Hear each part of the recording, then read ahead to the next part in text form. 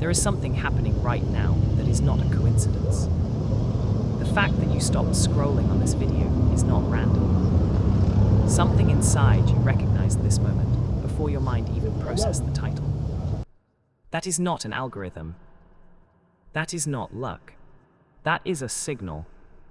And if you have been feeling a pull lately, a quiet restlessness, a sense that something is about to shift, then what you are about to hear in the next few minutes was meant to find you today. Stay with me, because your soulmate has something to say to you. And God has been trying to get this message through for longer than you realize. Before we go any further, if this kind of content speaks to something deep in you, subscribe right now. Hit the like button and drop a comment below telling me what you felt the moment you saw this title. Because that feeling, that is the beginning of the message. Now let us get into it. There is a concept in Jungian psychology called synchronicity. Carl Jung described it as a meaningful coincidence, a moment where the outer world and the inner world align in a way that cannot be explained by cause and effect alone. You think about someone and they call. You feel drawn to a place and you meet someone who changes your life. You stop on a video, this video, at the exact moment you need to hear something you did not even know you were looking for. Jung believed these moments were not accidents. He believed they were the psyche communicating through the fabric of reality itself. And if Jung, a man who dedicated his entire life to the science of the human soul, could arrive at that conclusion through decades of research, then perhaps what you are experiencing right now is more real than your rational mind is willing to admit. Because here is what nobody tells you about soulmates. The connection does not begin when you meet. It begins long before. It begins in the preparation. It begins in the breaking. It begins in the moments you thought God had forgotten about you. And right now, at this exact point in your life, something is being prepared. Not just in you, in them too. Let me explain what just happened, not in the world around you, but in the invisible space between two people who have not yet found each other. Or perhaps have found each other and do not yet understand what they are standing in front of. In depth psychology, there is the concept of the anima and the animus. The anima is the feminine soul image that lives within a man. The animus is the masculine force that lives within a woman. Jung taught that we project these internal images outward onto real people, and when we meet someone who carries the essence of that image, we feel something we cannot explain. We call it chemistry. We call it connection. We call it love at first sight. But what it really is recognition. Your soul recognizes a mirror of itself in another human being. And the deeper you have gone into your own inner work, the shadow integration, the grief, the unlearning, the rebuilding, the more clearly you will be able to see that person when they arrive. Because a soul that has not done its work cannot see clearly. It sees through wounds. It chooses through fear. It mistakes intensity for depth and confuses familiarity with love. But you, the person watching this right now, you have been in a process. Maybe you did not call it that. Maybe you called it a hard season. Maybe you called it loneliness. Maybe you called it starting over. But what has been happening in your life recently is not destruction. It is an excavation. God has been clearing the ground. Not to leave it empty, but to build something on it that can actually last. And Proverbs 18:22 says it plainly. He who finds a wife finds what is good and receives favor from the Lord. But notice it says find, which means there is a finding that must happen. A seeking, a readiness, a person who has done enough of the inner work to recognize goodness when it stands before them, rather than running from it because it does not feel like the chaos they were conditioned to call love. This is what just happened. Something in you became ready in a way it was not before. And that readiness sent a signal, not through a phone, not through social media, not through any system that human beings built. Through something older, something woven into the architecture of existence itself. And somewhere, someone who is connected to you felt that signal. They may not have words for it.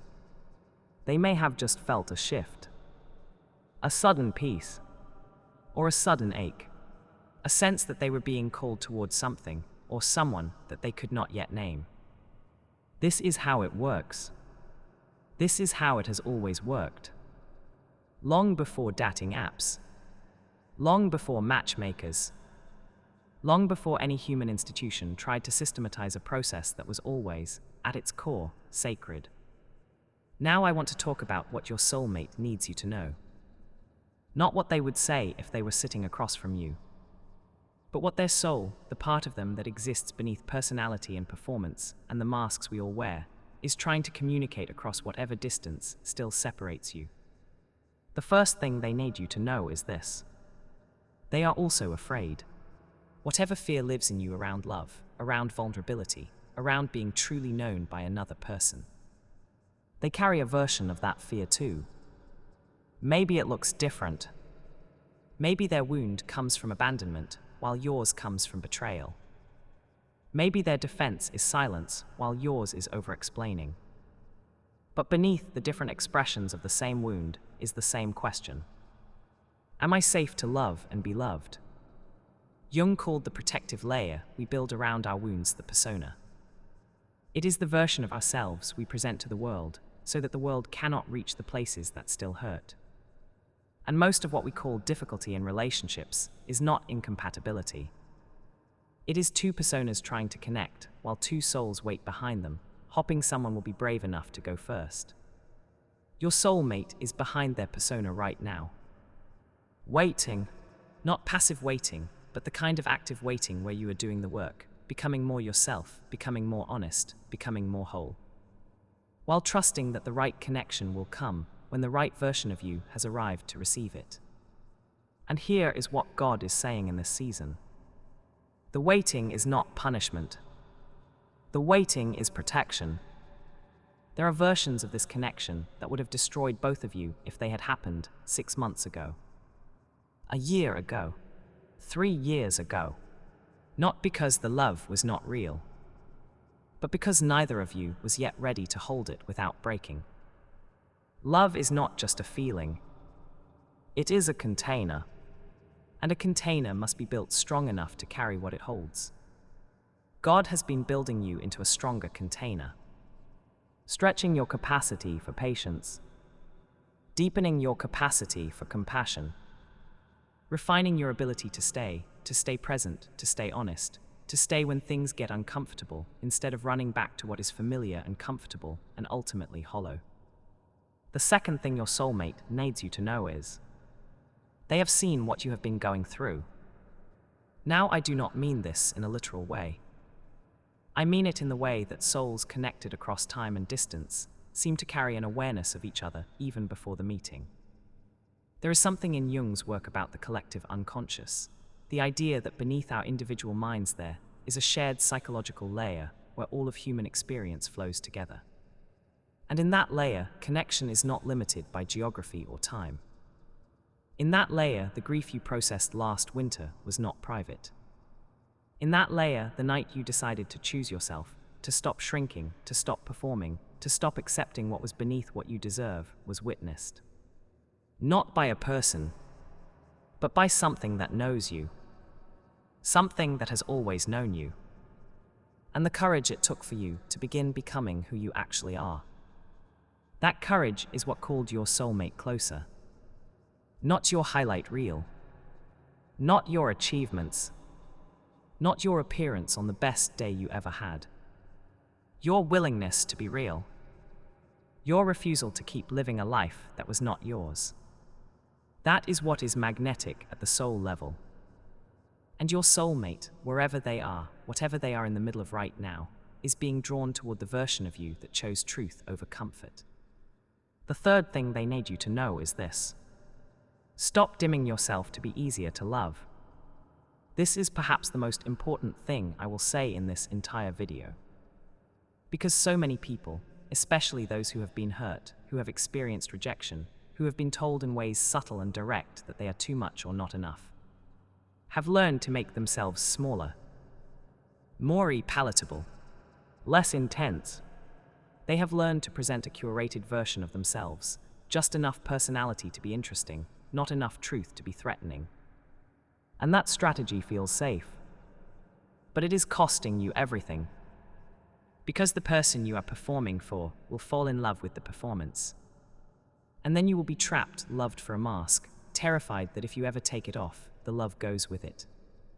Your soulmate does not want your performance. They want your presence. They want the version of you that gets passionate about things that matter. The version that cries at the right moments. The version that has opinions that are inconvenient. The version that has wounds that are still healing and is not ashamed to say so. That is the person they are looking for.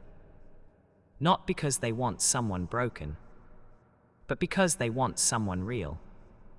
And real is something that cannot be performed. Real is something that can only be lived. Jung said it this way: the most terrifying thing is to accept oneself completely. And the most liberating. Because when you accept yourself completely, shadows and gifts, wounds and wisdom, contradictions and all, you stop attracting people who want to manage you. And you start attracting people who want to know you. That is the shift that is happening in you right now. That is what just happened. The fourth thing your soulmate needs you to know is, the connection you are waiting for requires you to stop rehearsing the old story. This is where psychology and spirituality meet in a way that cannot be untangled. We are narrative creatures. We do not just live our experiences, we story them. We build an internal narrative that explains who we are, why things happen to us, and what we can expect from the future. And for many people, especially those who have carried relational wounds, that narrative sounds something like this. People always leave. I am not the kind of person who gets chosen. Every time I open up, I get hurt. Good things do not last for me. These narratives are not lies in the sense that they do not reflect real experiences. They do reflect real experiences. But they are lies in the sense that they are not prophecy. They are pattern, and patterns can be interrupted. In psychology, we call the attachment to old pain narratives a form of repetition compulsion, the unconscious drive to recreate familiar dynamics, even when those dynamics cause suffering, because familiarity feels like safety. You do not just repeat old patterns because you are broken. You repeat them because your nervous system has been trained to recognize them as home. And until you retrain your nervous system, until you grieve the experiences that created those patterns and consciously choose a new story, you will keep filtering every new person through the lens of every old wound. And the one who was meant for you will walk in, and you will find reasons not to trust them. Not because they are untrustworthy, but because your story says trust is dangerous. God is asking you right now to grieve the old story. Not to pretend it did not happen. Not to toxic positivity your way past the pain. But to actually sit with it. Name it. Give it its full weight. And then with intention, put it down. Not forget it. Put it down. There is a difference between carrying your story and being buried under it. Your past experiences made you who you are. They gave you depth and discernment and an empathy that shallow people will never access. But they do not get to write the next chapter. Only you do. And God does. And right now, together, you and God are writing something new. Something that the old version of you could not have imagined, let alone received. The fifth thing your soulmate needs you to know is, they are being prepared just as intensely as you are. Whatever is happening in their life right now, whatever falling apart, whatever rebuilding, whatever season of stripping away the unnecessary, is not separate from you. It is connected. God does not prepare one person for a connection and leave the other unchanged. Both people in a genuine soul-level connection go through a parallel preparation. It may look completely different on the surface. Your preparation might have looked like a career collapse that forced you to rediscover your values. Theirs might look like a healing journey from childhood wounds that were never named. Yours might have looked like the ending of a relationship that was never meant to be permanent. Theirs might look like finally choosing themselves after years of putting everyone else first.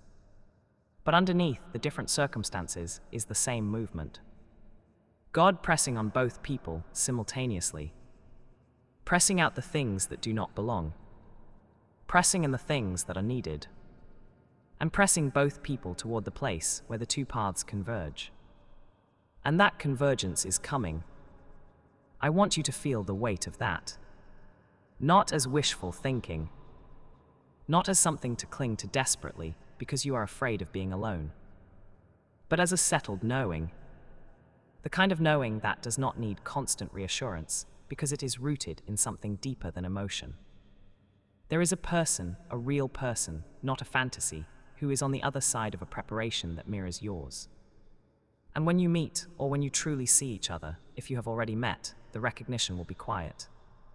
It will not be the explosion of intensity that insecure love produces. It will be more like coming home to a place you have never physically been. A peace that does not make sense. A safety that you were not expecting. A feeling that you do not have to perform. That you can just be. Because they already know. And you already know. Even if no one has said it yet. Now let me speak to those of you who have already met your soulmate, but something happened. Something that shook the foundation. A misunderstanding that became a silence. A silence that became distance. A distance that started to feel like it might be permanent. And you are sitting with the question, was I wrong about what I felt? Was that connection real, or was I just projecting? Did I lose something irreplaceable, or was I holding on to something that was never meant to be what I thought it was? Jung's work on the transcendent function is useful here. The transcendent function is the psyche's capacity to hold two opposites simultaneously and produce a third thing, a synthesis that neither extreme could have reached on its own. In relational terms, it looks like this. Two people who genuinely belong together will sometimes hit a point of rupture, a moment of such tension and disconnection that it feels like the end. And that rupture is not evidence that the connection was wrong. Sometimes it is the most important part of the process. Because the rupture exposes what was hidden. It forces both people to confront the places where they were still operating from wound rather than wisdom. It demands a deeper honesty than the comfortable early stages of connection ever required. And if both people are willing, not just one, but both, to go into that rupture with courage and come out the other side with more truth than they had before, the connection that emerges is stronger, more real, and more sustainable than anything that existed before the breaking. Sometimes what just happened in your connection was not the ending. It was the initiation. The test that genuine connection must pass before it can be trusted with permanence. And the question God is asking you is not, was I wrong about this person? The question is, are you willing to become someone who can hold this at a deeper level than you have before? Because that is what the next chapter requires. Not perfection, not the absence of fear, but a willingness to be honest about what you are afraid of. A willingness to stay in the discomfort instead of retreating to the safety of distance. A willingness to say the thing you have been afraid to say, not to manipulate, not to demand, but because love without truth is not love. It is management, and the person connected to your soul does not want to be managed. They want to be met, and meeting them requires you to show up fully, not with all the answers, but with all of yourself. For those of you who are wondering if the person you felt something for is actually your soulmate or just a soul lesson, here is how you tell the difference. A soul lesson is someone who comes into your life to reveal something about yourself that you could not see on your own. They may feel intense. They may feel like they are unlocking something in you. But the unlocking they do is primarily painful. Primarily revealing of wound rather than revealing of wholeness. And when they leave, or when you leave, you are different. You are clearer. But the clarity comes with grief, because what you received was not what you hoped for. A soulmate is different. A soulmate is someone whose presence makes you more yourself, not less. Someone in whose company you feel permission to be the fullest version of who you are, rather than a performance of who you think you should be. Someone with whom the difficult conversations feel productive rather than threatening. Someone who challenges you not to diminish you, but because they see something in you that you have not fully claimed yet, and they refuse to let you stay smaller than your potential. The relationship is not without friction, but the friction is generative. It produces something. It does not just exhaust you, it builds you. And the peace that exists in the core of the connection, underneath whatever surface tension exists, is a peace that does not require constant maintenance. It is just there, reliable, like ground beneath your feet, even when everything else is shifting. That is the kind of connection God has been preparing you for. Not the kind that keeps you anxious and addicted to highs, but the kind that stabilizes you, that makes you braver in every other area of your life, because you know that there is someone who knows you fully and chooses you anyway. That is the kind of love that was designed to last. Not because it is always comfortable, but because it is always honest. Not because it is always easy, but because both people are always willing. Now I want to speak directly to the fear. Because it is there, even in you, even knowing everything I have just said. There is a part of you that is afraid that this is all too good to be true. That you are going to get your hopes up again and be disappointed again. That you are going to open yourself up and find out that the person you thought was safe was not. That you are going to invest emotionally, spiritually, energetically, and be left holding the loss again. That fear is not a character flaw. That fear is intelligence. It is your nervous system trying to protect you based on everything it has learned from every time love became loss. But here is what I need you to understand. The goal is not to eliminate the fear. The goal is to become someone who can feel the fear and choose love anyway. Not recklessly, not without discernment, but with the understanding that any love worth having will require you to risk something. And the cost of never risking is a life lived behind the wall of your own protection. Technically safe, but completely alone. And you were not built for that. You were built for connection. You were designed at the level of your deepest nature for a love that is real and mutual and alive. And God is not withholding that from you. God is preparing it for you. The difference matters. Withholding is punishment. Preparation is kindness. And what you have been experiencing, the waiting, the growing, the painful becoming, is an act of divine kindness. A father who loves you too much to give you something before you are ready to receive it fully. Because partial readiness leads to partial connection. And you deserve the full thing. Everything, the depth, the pace, the laughter that comes from being truly known. The safety of being loved in your weakness, not just celebrated in your strength. The sacred ordinary, the quiet mornings, the shared meals, the small moments that accumulate into a life. A real life, with a real person, who was always meant to find you. And they are out there. Or they are already in your life, waiting for both of you to be brave enough to name what is real. Either way, something just shifted. Something in the unseen architecture of your story moved. And this video, this moment, this message was part of that movement. Not the whole story, but a page, a significant page, one that you will remember. So here is what I want you to do right now. Not tomorrow, not after you think about it. Right now, I want you to drop in the comments below one thing, one honest thing, about what you felt when you saw this video. Was it hope? Was it relief? Was it recognition? Was it grief for something you lost? Was it a sudden certainty about someone in your life? Whatever it was, name it. Because naming is the beginning of receiving. And the person who is connected to you at the soul level, they are somewhere right now. Maybe watching something, maybe doing something ordinary. And something in them is turning toward you. Not because of anything you forced. Not because of any strategy or manipulation. But because you became someone they could not help but move toward. Because you chose to heal. Because you chose to grow. Because you chose to stay open, even when staying open was the hardest thing you have ever done. That choice, that ongoing, daily, courageous choice, is the most attractive thing about you. And it is pulling them in. Right now, as you watch this, as you feel what you are feeling, as something in you says quietly, yes, this is real.